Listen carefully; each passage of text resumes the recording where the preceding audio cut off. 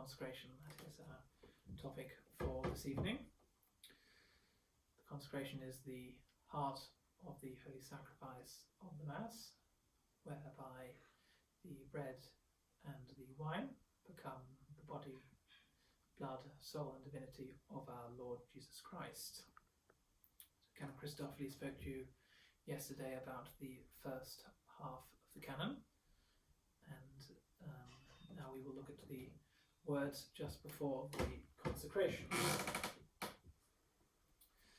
So the priest says, "Which oblation do thou, O God, vouchsafe in all respects to bless, prove, ratify, make worthy and acceptable, that it may be made for us the body and blood of thy most beloved Son, Jesus Christ our Lord." So as the priest says these words, he makes the sign of the cross 5 times.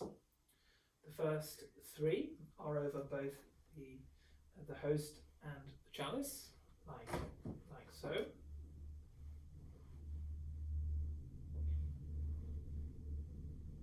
And there is one over just the host, and another over just the chalice. Then he continues, "Who the day before he suffered took bread into his holy and venerable hands." So at this point, the priest dries his two fingers to remove any moisture before touching the host, and then takes up the host, as it says, in his holy and venerable hands, with his eyes lifted up towards heaven. So at that point, the priest must look upwards as high as is comfortable, up towards heaven, to God, his Almighty Father, giving thanks to thee. And at that point, he bows. He blessed it, so at that point he makes the sign of the cross, broke it, and gave it to his disciples, saying, "Take and eat ye all of this." And then at this point, he places himself on the altar. So why is that?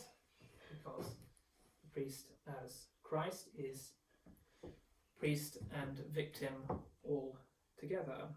So the priest is offering himself on the altar. So the priest must put his weight upon the altar. As soon as he has said the words of consecration, he genuflects.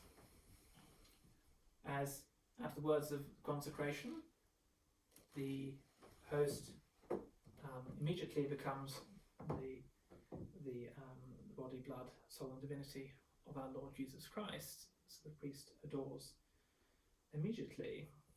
There was a certain theology a few years ago which said that the host needs the acclamation of the people before being adored. That is not so. So the priest adores first, and then the host is elevated.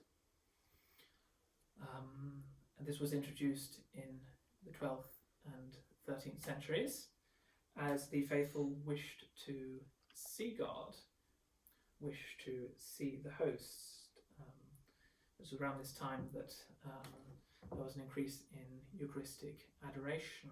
So people had this desire to see the host.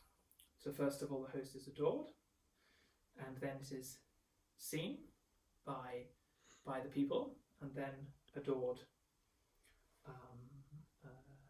again as the priest genuflects.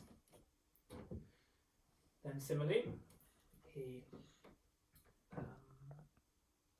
uncovers the chalice and says, in Latin of course, "In like manner, after he had supped, taking also this excellent chalice into his holy and venerable hands." So then he raises the chalice a little at that point, then places it back down. He he blessed and gave it to his disciples, saying, "Take and drink ye all of this." And then once again he places himself so on the altar as priest and victim and says the words of consecration. Then he genuflects, and as he genuflects, he says, "As often as you do these things, you should do them in remembrance of me." And then he takes the chalice and elevates the chalice, and then places it down, covers, and adores.